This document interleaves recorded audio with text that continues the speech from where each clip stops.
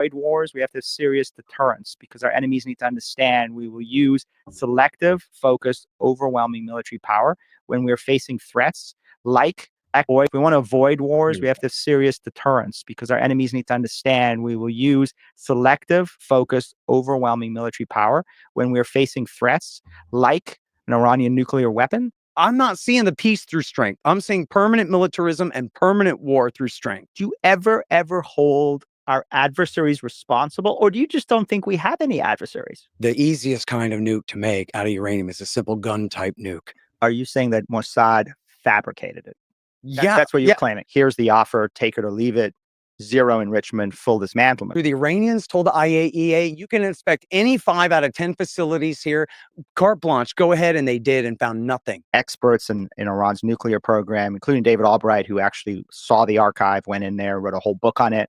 And there's a lot of detail about how Iran had an active nuclear weapons program called the MOD to build 5 nuclear weapons. I have to refute virtually everything he just said, which is completely false. I mean, really everything? There was not one thing I said that was true? Just one thing. I mean, Iran is a nation over there somewhere. You got that part right. 22 years of working on Iran, and I got that right. But do you know the population of Iran? 92 million. Okay. Give me a pound, dude. There we go. Agreement. The following is a debate between Scott Horton and Mark Dubowitz on the topic of Iran and Israel.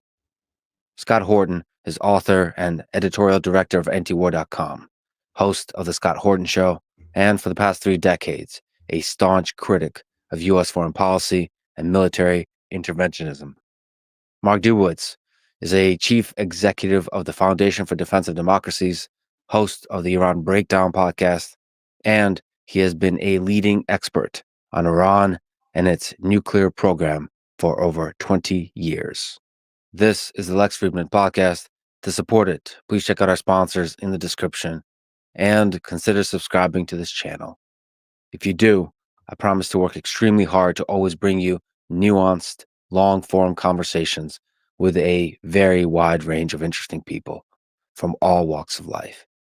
And now, dear friends, here's Scott Horton and Mark Dubowitz. Gentlemen, all right, it's great to have you here. Let's try to have a nuanced discussion / debate and maybe even steel man opposing perspectives as much as possible. All right. As it stands now, there's a barely stable ceasefire between Iran and Israel. Let's maybe rewind a little bit. Can we first lay out the context for this Iran-Israel war and try to describe the key events that happened over the past 2 weeks, maybe even a bit of the deep roots of the conflict? Sure. Like, first of all, thanks so much for having me on. Great to be on with Scott. I know he and I don't agree on a lot, but I certainly admire the passion and the dedication to stopping wars. So that's something we want to talk about. So let's talk about how we got to this war. So President Trump comes into office and immediately lays out that his Iran strategy is maximum pressure on the regime, and he will not allow Iran to have a nuclear weapon. And he makes that clear consistently. I think made it very clear during his first term, made it clear throughout his career. And thus begins this process with the Iranians, which has kind of multiple tracks, but the one that Trump sees most interested in at the time is the diplomatic track. And he makes it very clear from the beginning in a sort of Oval Office remark. He says the Iranians can either blow up their nuclear program under U.S. supervision, or someone's going to blow it up for them.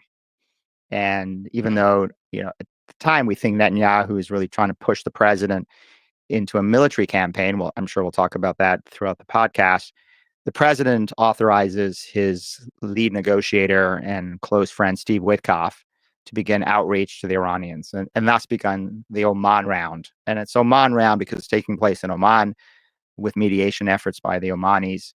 There are 5 rounds of negotiations with the Iranians. And through the course of those negotiations, the U.S. finally puts on the table an offer for Iran. We'll talk about the details of that. The Iranians reject that offer. And we're now into... Yeah, because Trump kind of he kind of spun the deal on them. It was at first, you can have it to 2 to 3% for nuclear power. And that would have been cool. But then Iran left with the idea that, okay, cool, we're going to go ahead and sign that. And that should be good. We're going back to the Obama times.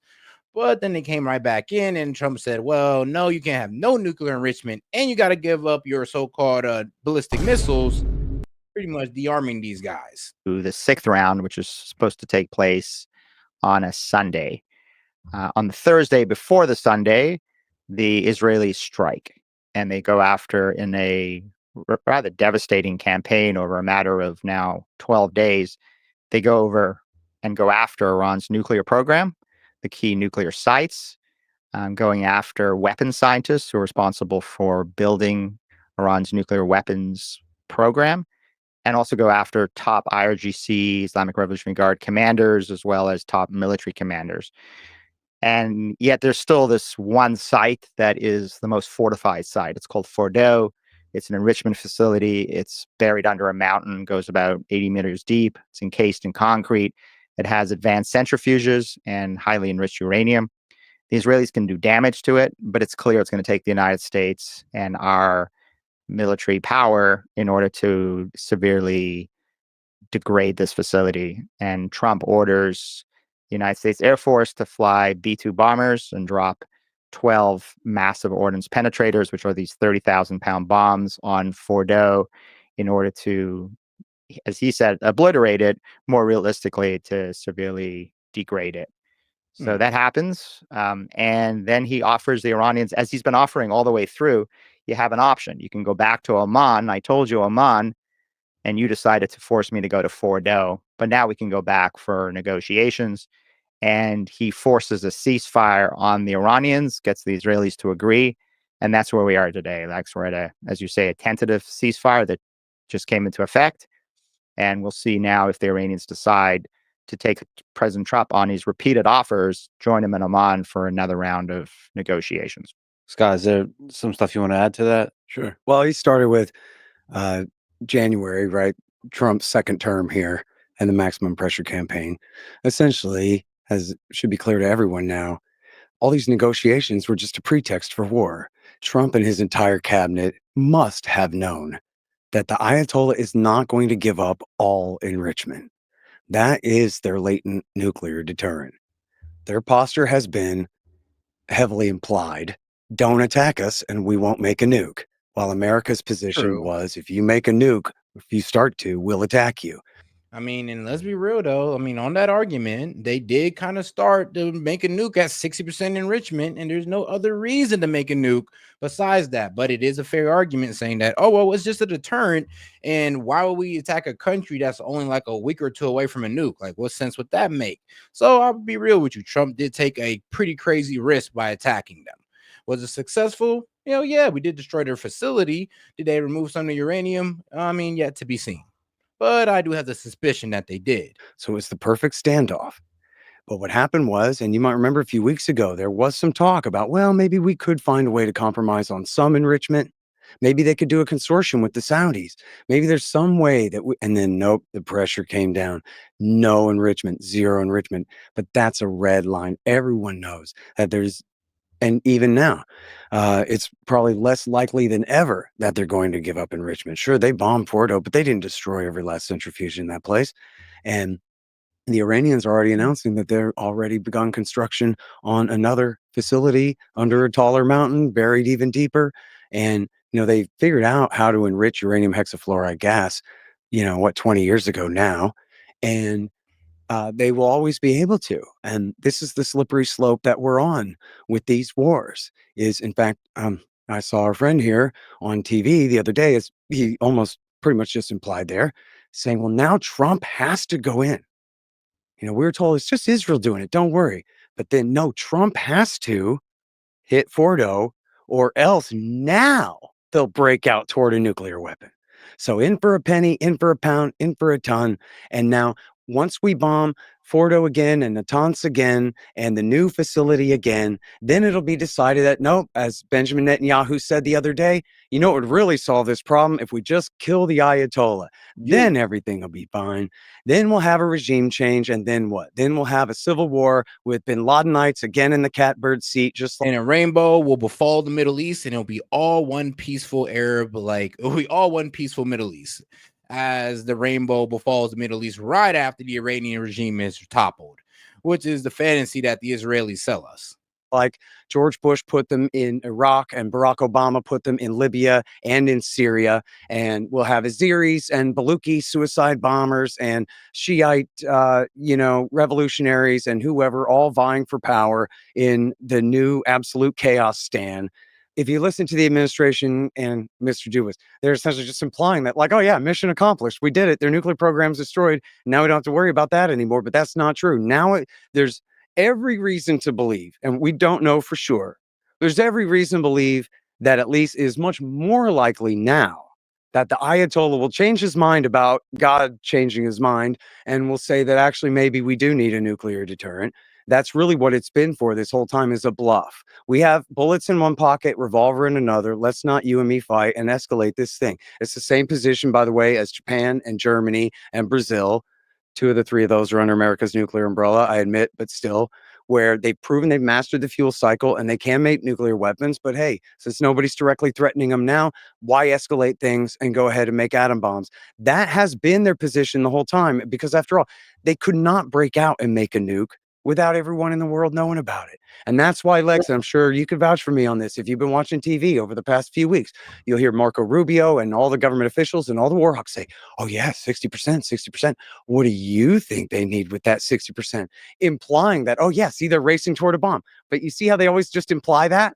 They won't come right out and say that because it's a ridiculous lie. They could have enriched up to 90+% uranium-235 this whole time. The reason they were enriching up to 60% was in reaction to Israeli sabotage.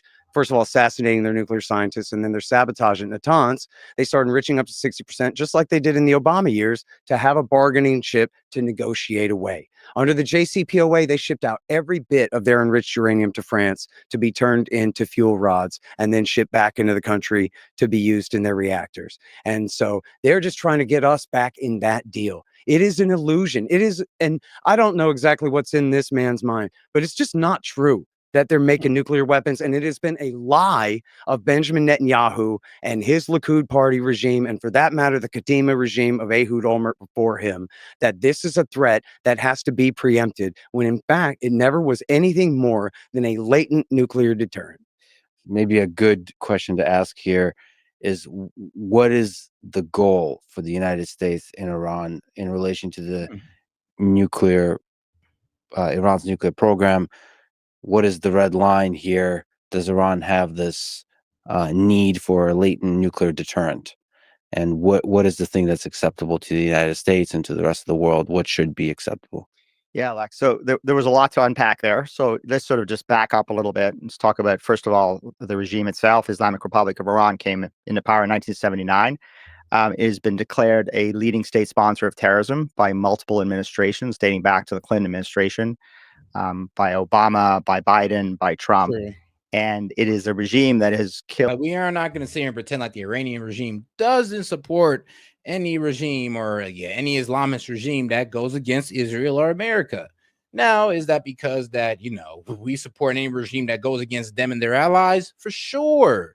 So you do got to call strikes on both sides, because we do support the adversaries of both. Well, we support the adversary of the Iranians, and the Iranians support the adversary of us. It is what it is. Killed and maimed Both sides thousands of Americans, not to mention, obviously, hundreds of thousands of Middle Easterners.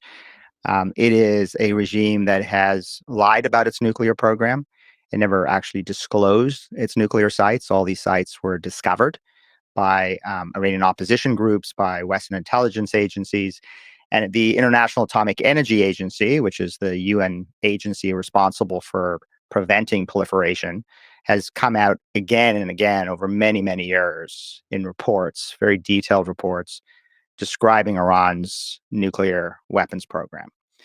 There have been multiple attempts at diplomacy with Iran. I'm sure we're going to talk about it. Scott mentioned the JCPOA, so we should certainly talk about the JCPOA, which was the 2015 deal that Barack Obama reached with Iran.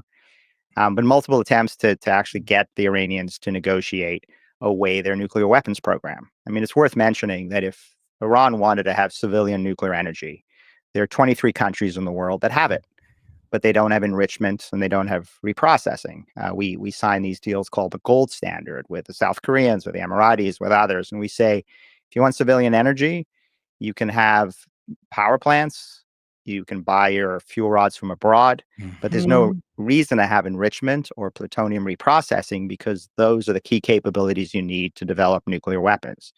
Now, the 5 countries that have those capabilities and don't have nuclear weapons are Argentina, Brazil, Holland, Germany, and Japan.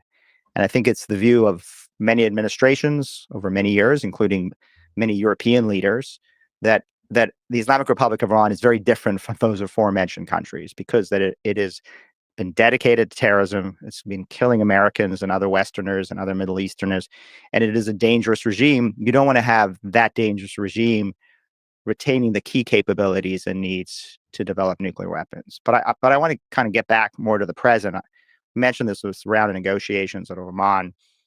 Scott's saying that And then, no, not really. Shout out to BTK because it is a lie. And I will say this, I can't say for a fact that it's a lie, but it sure do look like a lie when you're talking about, oh, we're doing nuclear enrichment for power, for nuclear power, when only 1% of your, well, power grid runs on nuclear energy.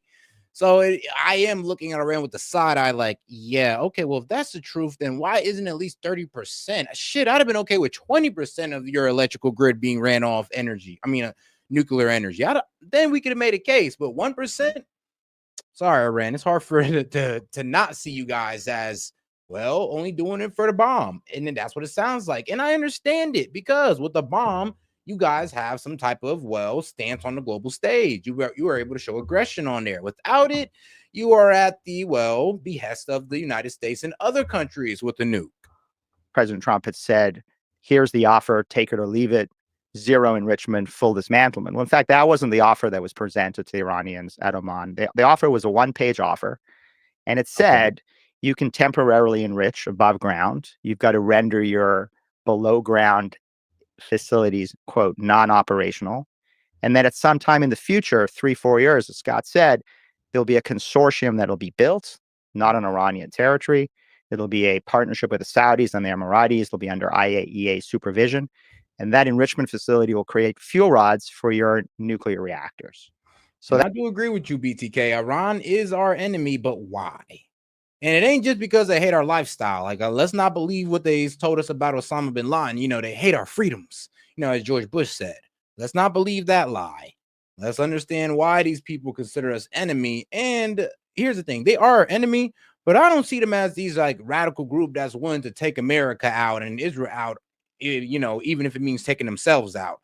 I don't think they're that radical of a group. They're radical, but they're not self-destructive radical. And if they were, then I'm gonna be honest with you, they had 4 years of an open border to sneak on their own through here and blow us up. They had 4-year open window and it wasn't done because they know if they'd have did that, when you trace it back to them, we'd have glassed Iran, which I'm pretty sure we would have.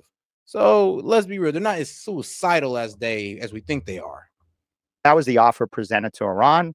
And that offer would come with significant sanctions relief, billions of dollars that would go to the regime. Obviously, the economy there has been suffering. The regime has not had the resources that it's had in the past to fund its what I call its axis of misery, its proxy terror armies around the world. And it was a good offer. And I was shocked that Khamenei rejected it. He did reject it. And I think he rejected it because I think he believed that he could continue to do to President Trump what he had done to President Obama, which is just continue to squeeze and squeeze and squeeze the Americans at the table in order to ensure that he could keep all these nuclear facilities, all these nuclear capabilities, so that at a time of his choosing, when President Trump is gone, he can develop nuclear weapons. Now, it is a bit interesting to say that Iran has no intention to develop nuclear weapons. And let's examine the nuclear program and ask, does this sound like a regime that's not interested in building nuclear weapons? So they built deeply buried underground enrichment facilities that they hid from the international community and they didn't disclose. Okay? Well, They actually, I couldn't say that because we say that they hid it, but it was known for about 20 years.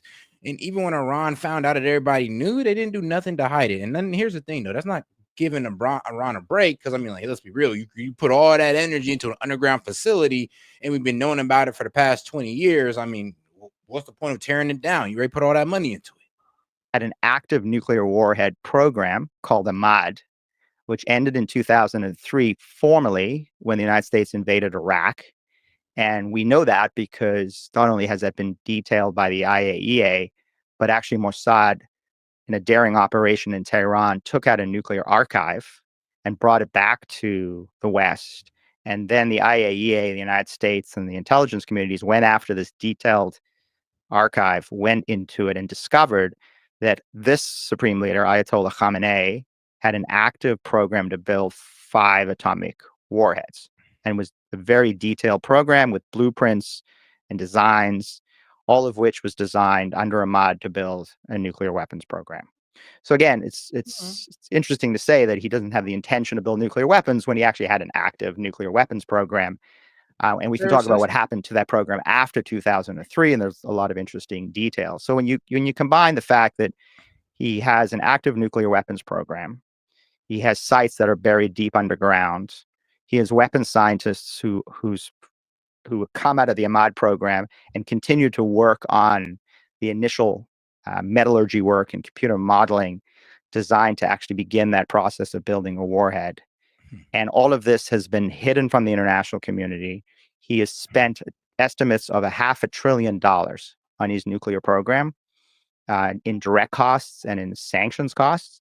And one has to ask, and I think it's an interesting question, to compare the UAE and Iran. Right? The UAE signed the gold standard. They said we'll have no enrichment capability or reprocessing. They spent about $20 billion on that, and it supplies 25% of their electrical generation. Khamenei spent $500 billion, and that program supplies maybe 3% of their electrical needs. In fact, they have a 1%. reactor that they bought from the Russians called Bushehr. And that reactor, it's exactly what you'd want in a proliferation-proof reactor. They buy fuel rods from the Russians, they use it, and they send the spent fuel back to Russia so it cannot be reprocessed into plutonium. So I just think it's important for your listeners to understand just some of the technical nuclear history here in order to unpack this question of, did Khamenei want nuclear weapons? What was his goal here? And then we can talk about, was this the right operation in order for the United States to order the B-2 bombers to strike these facilities in what, again, was a limited operation, as President Trump has said, and in order to drive the Iranians back to the negotiating table and finally do the deal that President Trump has asked them to do since he came into office in January. Yeah, that is one of the fascinating questions, whether this Yes, Operation Midnight Hammer increased or decreased the chance that the Iran will develop a nuclear weapon. Okay, before you ask any more questions, I have to refute virtually everything he just said, which is completely false. I mean, really Damn. everything? There was not one thing I said that was true, just one thing. I mean, Iran is a nation over there somewhere. You got that part right. Bro. All right. 22 years of working on Iran, and I got that right. So, But do you know the population of Iran? 92 million. Okay. so first of all, they were trying to buy a light water reactor from the Europeans or the Chinese in the 1990s, and Bill Clinton wouldn't let them, and put tremendous pressure on China to prevent them from selling them a light water reactor, a turnkey reactor that produces waste that's so polluted with impurities that you can't make nuclear weapons fuel out of it. By the way, they never have to this day had a reprocessing facility for reprocessing plutonium, even their current plutonium waste from their heavy water reactor at Bushehr, to make weapons fuel out of that. They have no plutonium route to the bomb under the But they have that JCPOA. at Iraq, not Bushehr. There's a difference between Iraq. Iraq is Iraq is where a they pour reactor? concrete into the reactor and shut it down and the reason they pour concrete under the not JCPOA. they, but the Obama administration, he's right, under the JCPOA, poured concrete into the Calindria in order to prevent them from using that reactor to reprocess plutonium. So there's a distinction between Iraq and Bushehr. Scott's exactly right. Bushehr is a reactor, a heavy water reactor provided by the Russians, as I described, for the generation of electricity. It's proliferation proof. Iraq is the opposite. It's a heavy water reactor that was built for a plutonium pathway to nuclear weapons, which is exactly why under the JCPOA, they literally had to pour concrete into the middle of it to prevent it from reprocessing plutonium. I think we're going to need a scientist to come in here and split the difference, or maybe we need to go and look up some IAEA documents, because I don't believe that Iraq ever had a reprocessing facility for their plutonium waste. And the deal under the JCPOA, the Russians would come and get all their plutonium waste, which the waste comes out all polluted and not useful. You need the reprocessing facility to get all of the Yeah, and again, impurities just to out. clarify, 'cause It it's really could be important. that I'm wrong about that, but I don't believe that they ever had a reprocessing facility at Iraq that they could use to remove all those impurities and then have weapons grade plutonium fuel as the North Koreans do. So the Obama administration was very clear under the JCPOA, we are going to pour concrete into the Iraq facility, as Scott acknowledged, because we are concerned that Iraq can be used for reprocessing plutonium for a plutonium pathway to a nuclear weapon. Can be used, but we don't know if it was used. Oh, we know it never was. There never was any reprocessing of we- weapons fuel there. But there was whatsoever. concrete poured. I'm happy to, There's no indication for your of that viewers who are whatsoever. interested, and not to plug my own podcast, Lex, so I apologize, but It is a very good podcast. I just recently had David Albright on my podcast, who is actually a physicist and a weapons inspector, and goes into a lot of detail about the Iranian nuclear program. Please listen to the podcast. Iran Breakdown, by the way, is the name of the podcast. Yeah, and David's the president of the Institute for Science and International Security. By the way, spent decades on this. And to his credit, he was one of the deep skeptics of the Bush administration's rush to war with Iraq. And That's not true. He vouched for claims that there were chemical weapons in Iraq and later said he was sorry for it. Again, I mentioned the Bush administration's rush to war based on their claims that Saddam was building nuclear weapons. He did debunk the aluminum tubes, though. He debunked it, and he was a deep skeptic again of the rush to war in Iraq. You know, the argument today, Lex, which I think is the more interesting argument, because there are very few people left today who don't believe that the Iranians were building the nuclear weapons capability that gave them the option to build nuclear weapons. I already said that. We can debate whether they had decided to, and I'm interested to hear Scott's opinion on this, but the recent intelligence that has come out that the Iranian nuclear weapons scientists have begun preliminary work on building a warhead. Came out from where? This intelligence that came out. Who put that into Israeli claims? Not verified by the U.S. and the Wall Street Journal anywhere, right? Let's talk talk about all of my list of refutations of all your false claims from 10 years ago. The Wall Street Journal did verify That's this. a lot of Lawrence false Norman claims to refute. One at a time. Lawrence Norman actually wrote a piece. Yeah. This was during the Biden administration, because the Biden DNI had actually come out, and for the first time in their annual threat assessment, had removed a line that said Iran is not currently working on developing any capabilities that would put it in a position to actually deliver a nuclear warhead. And what became the Lawrence Norman piece in the Wall Street Journal was that there actually was initial work done on metallurgy and on computer modeling. And so those actually were defined terms in Section T of the 2015 JCPOA, which defined weaponization in that section. And metallurgy and computer modeling were some of the initial steps. So that the DNI was very concerned under Biden that these initial steps meant that either Khamenei had given the green light, or nuclear weapons scientists, in order to get ahead of the boss so they could be in a position, if he decided to move forward on this, were in a position and their timelines were therefore expedited. So it's interesting. I mean, again, you've got the DNI under Biden, you've got the CIA director, John Ratcliffe, you've got Israeli intelligence, you've got the Wall Street Journal, and you've got the IAEA asking questions of Iran on its past weaponization activities. Why are you denying us? Who's the dog that didn't bark there? The current director of national intelligence, who issued her threat assessment, Trump's director of national intelligence, Tulsi Gabbard, who issued her threat assessment in February, that repeated the exact same language that from the National Intelligence Estimate of 2007, and that the CIA and the NIE, the National Intelligence Council, have reaffirmed repeatedly ever since then, which is that Supreme Leader has not decided to pursue nuclear weapons. He has not made the political decision to pursue nuclear weapons. She testified, in fact, under oath in front of the Senate in March. And then, according to CNN and the New York Times, there was a brand new assessment that was put together the week before the attack was launched, reaffirming the same thing. And at least in history, if you read it in Haaretz, Mossad agreed with the CIA. I'd like to just sort of quote CIA Director John Ratcliffe, because Scott brought up the CIA and the intelligence community. I think Ratcliffe had a good way of looking at this, and that he said is, you know, when you're in the 99-yard line as a football team, you have the intention to score a goal, quote unquote. And what he was actually pointing to is, let's not talk about this debate about whether Khamenei had given the order or not given the order, because Khamenei knows that if he gives an order, the U.S. and Israeli intelligence community will pick up on that order, and that will be the trigger for strikes. What Ratcliffe is saying is that Khamenei had built the nuclear weapons capability. He's at the 99-yard line, and both the CIA and European leaders, the European intelligence community has said for years that if Iran has that capability and they're on the 99-yard line, at that point, it's going to be too late to stop them. Once that decision is made to assemble the final warhead, which, by the way, is the final piece of what you need for a deliverable nuclear Yeah, so weapon. that's not true at all, right? They have to resort to a crude analogy about football yard lines because they can't say the truth, which is that they had zero weapons grade uranium. They were not producing it. They were trying to get the United States back in the deal that they are still officially within, the JCPOA, with the rest of the UN Security Council, wherein they shipped all of their enriched uranium stockpile out of the country to France to be transferred to fuel rods. Their insistence was on their continued ability to enrich uranium. And so this goes to one of the things that he at least sort of brought up that deserves addressing. When Trump came into power in 2017, he decided on this Israeli influence maximum pressure campaign.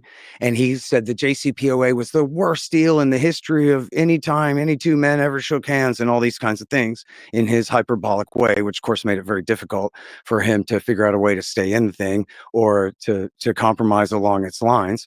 But the fact of the matter is, if he had just played it straight and said, listen, Ayatollah, we don't have to be friends, but we do have a deal here, which my predecessor struck with you, but I don't like these sunset provisions. And I want to send my guys over there and see if we can figure out a way to convince you that we really wish you'd shut down calm altogether, or this or that or the other thing, and try to approach them in good faith. We talk about yard lines and things. We had a JCPOA. Okay. So toward peace, we were past the 50-yard line. Donald Trump could have gone to Tehran and shook hands with the Ayatollah, as Dick Cheney complained that we had cold relations with Iran back in 1998 when he was the head of Halliburton. And so we can do business with these guys. Donald Trump could have gone right over there and done business. And instead, he gave in to Netanyahu's lies in this ridiculous hoax that they had uncovered all these Iranian nuclear documents, which he pretends is legit, where all they did was recycle the fake Israeli forged smoking laptop of 2005, which they lied and pretended was the laptop of an Iranian scientist that was smuggled out of Iran by his wife and had all this proof of a secret Iranian nuclear weapons program on it.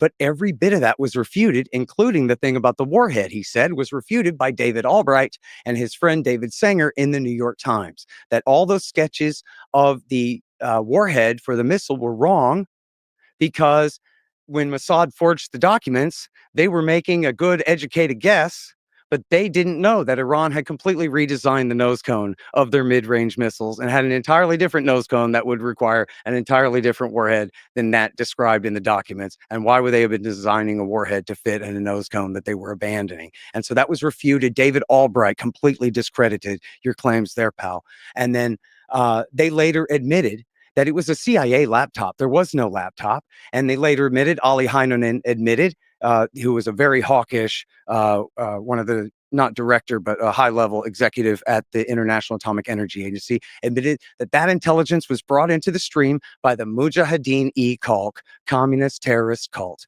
that used to work for the Ayatollah during the revolution, then turned on him and he turned on them and kicked them out. Then they went to work for Saddam Hussein, where they helped crush the Shiite and Kurdish insurrection of 1991. And then they became America, Donald Rumsfeld's and Ariel Sharon's sock puppets, and later Ehud Olmert's sock puppets when the United States invaded Iraq and took possession of them. They're now under American protection in Albania.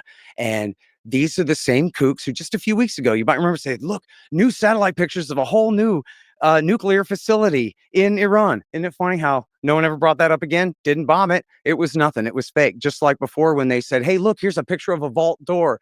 And behind that is where the secret nuclear weapons program is. Except it turned out that vault door was a stock photo from a vault company. It meant nothing. And they had repeatedly, made claims that were totally refuted.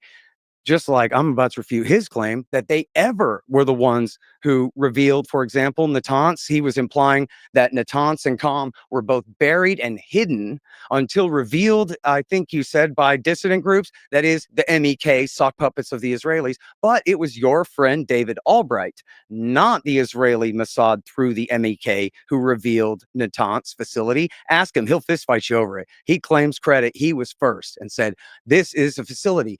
However, they were not in violation of their safeguards agreement with the IAEA. They were still 6 months away from introducing any nuclear material to that facility. And so when it was revealed, they weren't in violation of anything. And then on COM, we had a huge fight about this at the time. The party line came down from all the government officials and the media that they had just exposed the facility there. COM is Fordo, same thing. When in fact that wasn't true. The Iranians had announced to the IAE. And we are back, guys. And guys, let's remember to support this. Let's remember to support this stream by super chatting in $2 or more with any questions, comments, jokes, or disagreements. Appreciate the support, guys. All right, let's keep it going. Yay. We have built a new facility here, and we are going to introduce nuclear material into it within 6 months. So here's your official notification. And then a few days later, they just pretended to expose it, when it was the Iranians themselves who had admitted to it in going along with their obligations under their safeguards agreement. So it's just completely wrong. Why do they bury them? They buried them for protection because clearly the Israelis have indicated since the 1990s that they consider any nuclear program in Iran to be the same thing as an advanced nuclear weapons program. You're hearing that today. For them to have a nuclear facility at all is equivalent to them going ahead and breaking out and making a nuclear weapon. And so, of course, they know that they have to have it buried to protect it from Israel. That doesn't mean that they are trying to get nukes. It does mean, as I already said, that they wanted to prove to the world that they know how to enrich uranium and that they have facilities buried deeply enough where if we attack them, that would incentivize them to making nukes, and then we might be unable to stop them without going all the way toward a regime change, which they're bluffing, basically betting that we won't go that far, considering how gigantic their country is and how mountainous and populous it is compared to Iraq next door. Now, here's some more things that he said that weren't true. So he said Iran has been killing Americans all this time. Well, that's almost always a reference to Beirut 1983, which you can read in the book By Way of Deception by Viktor Ostrovsky, the former Mossad officer, that the Israelis knew that they were building that truck bomb to bomb the Marines with, and withheld that information from the United States and said that's what they get for sticking their big noses in. And that is in the book By Way of Deception by Viktor Ostrovsky. And by the way, the Israelis were friends with them with Iran at the time in all through the 1980s. And it was just a couple of years later when Ronald Reagan. And shout out to my man BTK, says, good night. It's 3 a.m. I need to reset my fractured hand. I mean, rest my fractured hand. Oh man, bro, I hope that gets better, dog. Shoot, make sure you keep it wrapped up. And man, the ice and all that good stuff. That swelling don't help nobody. And sold Iran missiles and using the Israelis as cutouts to do so when he switched sides temporarily in the Iran-Iraq war. And so that was in 1983. If Ronald Reagan can sell them missiles a year or 2 years after that, 3 years after that, then surely the United States and the Ayatollah can bury the hatchet from that. And no one's ever even, I don't believe, ever really proven that Tehran ordered that. It was a Shiite militia backed by Iran, that sort of proto-Hezbollah, that did that attack, that killed those Marines. If there's some responsibility for, then damn them. Like if there's direct responsibility for that, not just their support for the group, then damn them for that. But that's still no reason in the world to say that we can't get along with them. That's the thing, though. When you give these guys money, though, when you give these terrorist group money and they go do things with your money, you are held liable for it. I mean, all right, let's say this. Would it be fair that, all right, let's say I gave my kid, I don't know, some money, and they went out there, enough money to go buy a gun, right? They go out there and buy a gun, they shoot somebody. Am I responsible for that, for what they did with that money? I basically proxied that unintentionally, but it happened. That's the argument he's kind of giving for Iran right now. He's pretty much saying, well, they may give them money, but doesn't mean that, they told them specifically to go out there and attack American soldiers, which is, I mean, it's a very hard sell. I'm not even going to lie. That's a crazy sell right there. them now, when that was in the same year Return of the Jedi came out. Okay. And then the other one, and this is always referred to, you'll see this on TV news today. Anyone watching this, turn on TV news and you'll hear them say Iran killed 600 Americans in Iraq War II. But that's a lie. There was a gigantic propaganda campaign by Dick Cheney and his co-conspirators, David Petraeus and Michael Gordon of the New York Times, now at the Wall Street Journal, where they lied and lied like the devil for about 5-6 months in early 2007, that every time a Shiite set off a roadside bomb, these new improved copper cord enhanced, they're called EFPs, explosively formed penetrators, and that anytime that happened, Iran did it, which is what George Bush called shorthanding it. Yeah, in other words, just implying the lie. What they're saying is Iran backed Muqtada al-Sadr and America attacked Muqtada al-Sadr, who actually they were fighting the whole war for him. He remains a powerful kingmaker in that country this day. He's part of the United Iraqi Alliance. And in fact, as long as we're taking a long form here, he was the least Iran-tied of the three major factions in the United Iraqi Alliance in Iraq War II. The other two major factions were Dawa and the Supreme Islamic Council, and they had been living in Iran for the last 20 years. They're the ones who came and took over Baghdad. Muqtada al-Sadr was a Shiite and close to Iran, but he's also an Iraqi nationalist. And at times he allied with the Sunnis and tried to limit American and Iranian influence in the country, was more of an Arab and an Iraqi nationalist. And the Americans decided they hated him the most, not because he was the most Iran tied, but because he was willing to tell us and them to get the hell out. And America was betting that if we backed the same parties that Iran backed in Iraq War II, that they would eventually end up needing our money and guns more than they would need their Iranian friends and co-religionists and sponsors next door, which of course did not work out. America's had minimal influence in supermajority Shiite Iraq ever since the end of Iraq War II. And we can get back later in the show to how Israel helped lie us into that horrific war as well. But the fact of the matter is, it was not Iranians setting off those bombs, and it was not even Iranians making those bombs. And I show in my book enough already. I have a solid dozen sources. Enough already. Thank you. I have a solid dozen sources, including Michael Gordon's own colleague, Alyssa Rubin at the New York Times, and many others, where they found these bomb factories in Shiite Iraq. They were being made by Shiite Arab Iraqis. And when David Petraeus was going to have a big press conference and they laid out all the components, all the reporters gathered around and they started noticing that the components said made in UAE, made in Haditha, that is Iraq. In other words, there was no evidence whatsoever that these came from Iran. And then they called off the press conference, and Stephen Hadley, George Bush's second national security advisor, admitted that, yeah, we didn't have the evidence that we needed to present that. And I also quote one Marine and one high-level Army intelligence officer in there who were deeply involved in Iraq War, reconfirming that there was never any evidence that these bombs were coming across from Iran, or especially that then even if they were, that was at the direction of the Quds Force or the Ayatollah. This was all just a propaganda campaign because Dick Cheney and David Petraeus were trying to give George Bush a reason to hit IRGC bases and start the war in 2007. And this sounds crazy, but there's like 4 major confirming sources for it. Dick Cheney's national security advisor, David Wormser, who was the author of the Clean Break Strategy, which we're going to talk about today.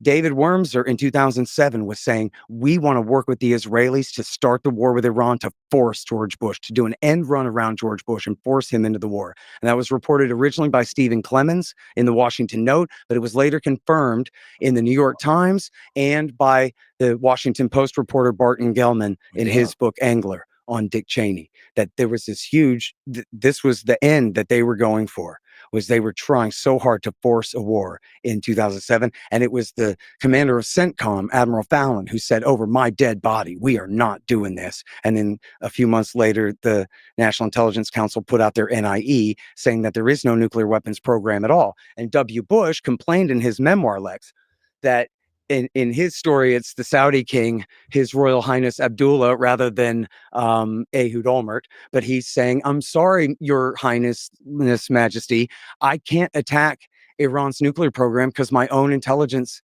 agency says they don't have a military program. So how am I supposed to start a war with them when my own intelligence agencies say that? This is what Donald Trump just did, started anyway. had his man Rubio say, well, screw the intelligence. I don't care what it says. We can just do this if we want to. So first, let me say, on the cover of Enough Already, devastating Daniel Ellsberg, outstanding Daniel L. Davis, essential Ron Paul. You are respected by a very large number of people. You have decades of experience in this. Same thing with Mark, extremely respected by a very large number of people. Which is wild because they look at the same facts, they just come to different conclusions. Experts. There's a lot of disagreements here, and we're going to unfortunately leave a lot of the disagreements on the table for the aforementioned nuclear scientists to deconstruct later.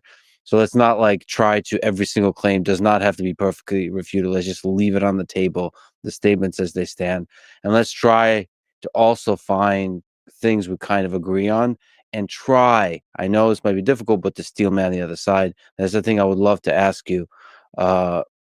Maybe give Mark a chance to speak a little bit, but to try to, for both of you, to try to steel man the other side. So people who are concerned about Iran developing a nuclear program, can you steel man that case? And the same, the I people think who I are did in my concerned. opening statement. Quite frankly, I don't carry any brief for the Ayatollah. I'm a Texan. I don't give a damn about what some Shiite theocrat says about nothing, right? My interest is the people of this country and its future and what's true. And so I don't mind telling you, even though the Iranians never said we're building a latent nuclear weapons capability. That's clearly what they're doing, is showing that they can make a nuke. So don't make me make a nuke. That has been their position. Their position has not been, I'm making a nuke so I can wipe Israel off the map. Their position has been, look, if you guys don't attack us, we could just keep this civilian program the way it is. And again, there's always the implication that they're just building up this uranium stockpile, but no, they're not. That's in reaction to one, Donald Trump leaving the deal in 2018, two, the assassination in December of 2020 of the Iranian nuclear scientist Farkhzada, or however you say that. And then in April of 21, the sabotage at Natanz. And there's a Reuters story that says right after they sabotaged Natanz, that's when the Ayatollah decided, let's enrich up to 60%, which why stop 30% short of 90%, 235? It's because they're not even making a threat. They're making like the most latent of threat, a bargaining chip to negotiate a way. They're trying to put pressure on the United States to come back to the table. That's not the same as racing to the bomb. That's why Marco Rubio says, never mind the intelligence, because the intelligence says what I just said. Yeah, point made. Let's try, if possible, to keep it to like a minute and two of back and forth. Except, the problem is we're talking about nuclear stuff, which is all very complicated, and most people don't know much about it, which is what the war party is relying on. That people just hear nuclear, afraid, and mushroom cloud, and give the benefit of the doubt to the Hawks. And so we got to get into the details of this stuff. Details 100%, but I like the tension between two people with different perspectives exploring those details, and the more we can go back and forth, the better. And there's a lot of disagreement on the table. I personally enjoy learning from the disagreement. I think That was a very long list of claims that he made, though, where I felt like I had to go down the list as much as I could, because well, there's a lot. I think you addressed like maybe one or two claims, and it took 15 minutes. So that's what I'm just commenting on. Okay, that's Let's fair. do one at a time. I like the tension of the debate of back and forth. That's all. Mark, do you want to comment? AKA, like, dog, you did just monologue the hell out of that. And then he's like, yeah, I understand you may have the claims, but in Lex's opinion, you only responded to two. Comment on stuff a little bit here. Which one, pick whichever topic you want to go with here. Yeah, there's a lot there. So just a couple things I think that are worth your viewers knowing, because Scott's right. I mean, the nuclear physics is complicated and it's also important. So the Iranians have assembled about 15 to 17 bombs worth of 60% enriched uranium. And I think it's always important for your listeners to understand, what does this all mean? Enriched to 3.67%, to 20%, to 60%, and then to 90% weapons grade. That's actually a good segment to lead us into one of our, well, I would say one of our newest additions to S.E.T Media. And shout out to ChatGPT. Hey, Chat.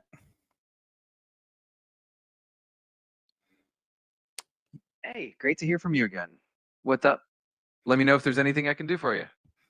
All right. Well, I want to know, how many missiles did Obama drop in the Middle East?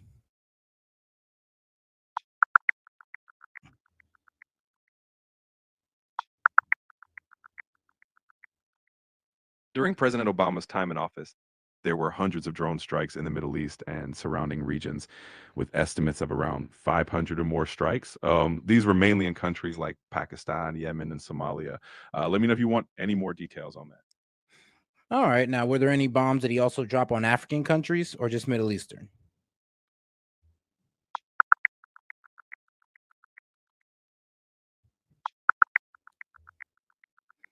Yes, during President Obama's administration, there were drone strikes and airstrikes in African countries as well, notably in Somalia and Libya. In Somalia, the strikes targeted al-Shabaab militants, and in Libya, there were airstrikes during the 2011 intervention against Gaddafi's forces. So the military actions were spread across both the Middle East and parts of Africa. Let me know if you have any other questions. So Obama did a whole lot of military strikes. Did he require approval of Congress? In many cases, the military actions during President Obama's administration were conducted under the Authorization for Use of Military Force, AUNF, that was passed by Congress in 2001, following the September 11th attacks. This broad authorization allowed the president to target terrorist organizations like Al-Qaeda and their affiliates. For the intervention in Libya in 2011, the Obama administration also cited a United Nations resolution and NATO support. There was some debate about whether additional congressional approval should have been sought for certain actions, but generally the administration relied on existing authorizations. If you have more questions or want more details, feel free to ask. All right, chat. That'll be all. Appreciate it. You're welcome. And all Anytime. right, you even got to show respect to the AI, man. You got to show respect to the AI. But all right, now, guys, let's get right back to the debate. And if you have any questions you would like to ask me or ChatGPT, I'll be happy to ask a question for you. Just $2 and up. Appreciate the support, guys. Uranium, like what does this actual process mean? First of all, obviously, enriched uranium is a key capability to develop a nuclear weapon. It can also be used for other purposes, civilian purposes and research purposes. You can use it to power nuclear submarines. So let's just, if you don't mind, if I could just break it down. Yeah, that's fascinating. Yes. Yeah.